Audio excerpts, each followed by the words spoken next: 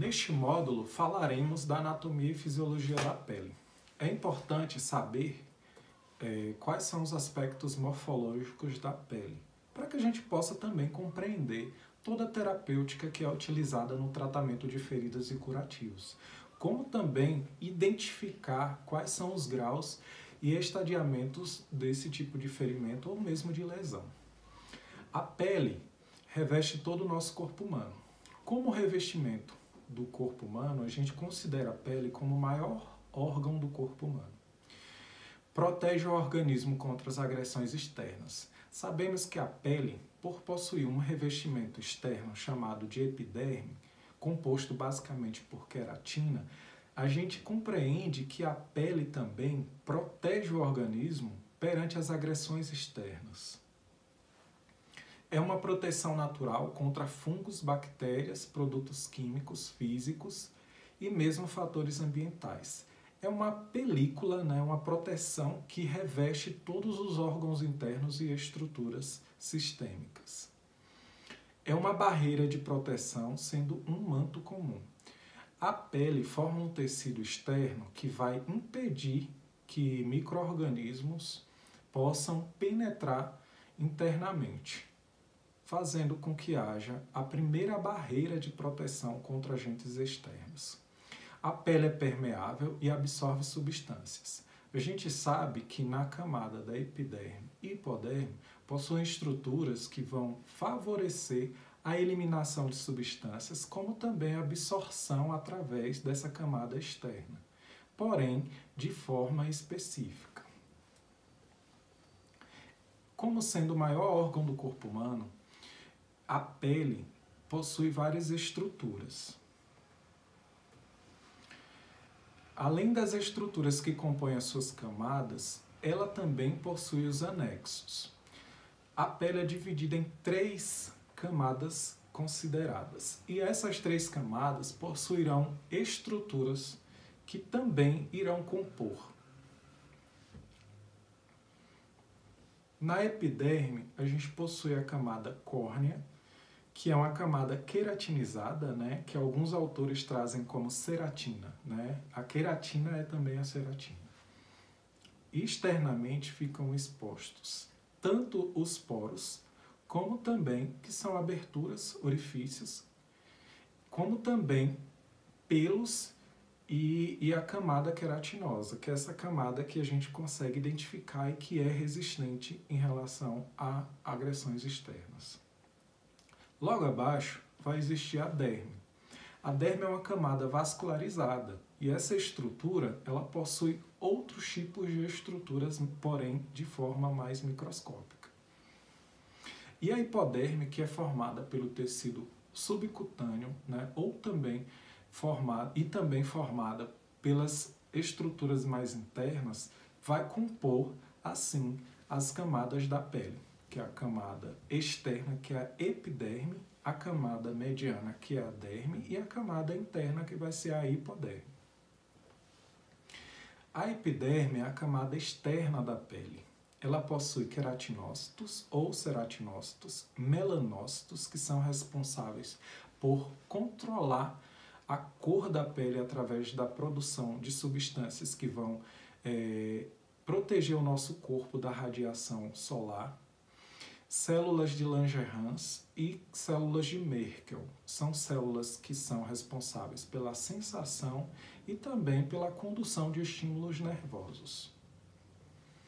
Os queratinócitos compõem a camada córnea, E essa camada é uma camada mais externa, que é formado por grânulos de queratina, que é a camada granulosa, células de Langerhans, queratinócitos, melanina, que formam a camada espinhosa, e a camada basal, que vai entrar em contato com a derme, que é formada tanto pelas células de Merkel, como também vai compor uma lâmina basal, que é a que vai que vai ser o limiar entre a epiderme e a derme. Já a derme é uma camada formada por 2 outras camadas, que é a camada papilar e a camada reticular. Essas 2 estruturas são responsáveis por conduzir e nutrir as demais estruturas da pele. A derme ela é formada tanto pela camada papilar, que é um tecido conjuntivo frouxo, que é um tecido mais superficial, e também a reticular. A camada reticular é formada por um tecido conjuntivo mais denso e mais profundo. Observem que externamente a gente tem a epiderme, que é formado por alguns tipos de estruturas, e a derme, que é formado por esses tipos de tecidos, que é o tecido conjuntivo, tanto frouxo como denso, externo e interno. O tecido conjuntivo vai ser composto por fibras elásticas, apresentando vasos sanguíneos e linfáticos que são inervados também, e essas camadas serão inervadas, ou seja, vão possuir aquelas estruturas celulares do sistema nervoso. Como também o folículo piloso, glândulas sebáceas e sudoríparas. Na derme, é possível entender que vai haver a secreção e a excreção, né? A excreção e a secreção, que é a produção de tanto estímulos quanto também substâncias que irão nutrir as estruturas mais externas da pele. E falando das fibras elásticas, a gente pode compor essa definição através do tecido muscular. Essa camada ela vai ficar entre a epiderme, que é a camada externa, como eu falei, que é a camada resistente e externa, e a camada interna, que vai ser formada pela hipoderme. Portanto, a derme ela vai ficar entre a epiderme e a hipoderme. A gente tem aqui uma camada superficial não vascularizada e a gente tem uma camada mediana que vai ser uma camada vascularizada formada por tecidos, por estruturas vasculares e também por tecido muscular conjuntivo, que vai ser responsável por compor o amortecimento de alguma agressão externa sofrida pelo tecido da epiderme. Bom, a hipoderme, como sendo a camada mais interna, ela é a parte profunda da pele, que fica sob a derme. Então, epiderme, derme e hipoderme. Essa compõe a última das camadas do meio externo para o interno da pele. E ela é rica em tecido adiposo, ou seja, é formado por adipócitos, células adipócitas. E é o que vai compor o panículo adiposo, que é o que vai aquecer, que é responsável pela termorregulação. E nessa estrutura também vai haver absorção dos impactos, além de compor uma estrutura energética para o nosso organismo, uma reserva energética. A hipoderme. A hipoderme, o tecido subcutâneo, localiza-se abaixo da derme, portanto é uma profunda camada de tegumento. É o sistema tegumentar, que é a pele. Ela é formada por tecido conjuntivo e representa 15 a 30% do peso corporal. A ligação entre a derme e a hipoderme é garantida por fibras de elastina e colágeno. A gente sabe que a hipoderme ela possui uma camada mais profunda e também composta por tecido adiposo. Nessa camada eu possuo estruturas vasculares que vão nutrir tanto a derme quanto a epiderme.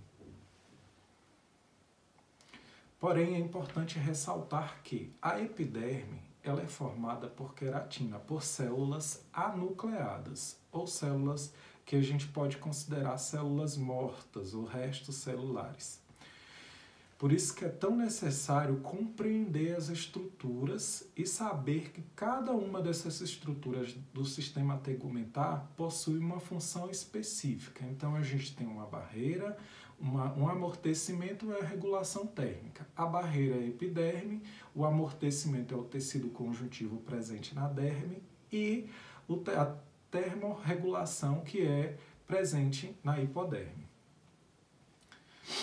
Eu concluo essa segunda etapa do módulo e darei seguimento aos tipos de feridas e lesões posteriormente.